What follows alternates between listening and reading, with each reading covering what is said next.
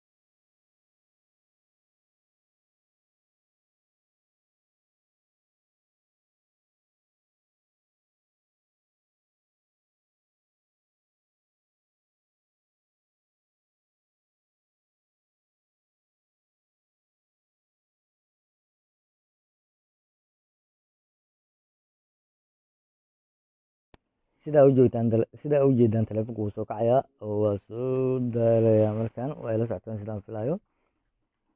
Wuu soo kacayaa taleefanka, wax yaraan sugno. Fadlan haddii aad ku cusub tahay channelka, maxaa kuu diiday inaad subscribe saartid si aad ugu faa'iidaysato casharro badan oo xariif ah. Haday kuu taalaa, ila socon.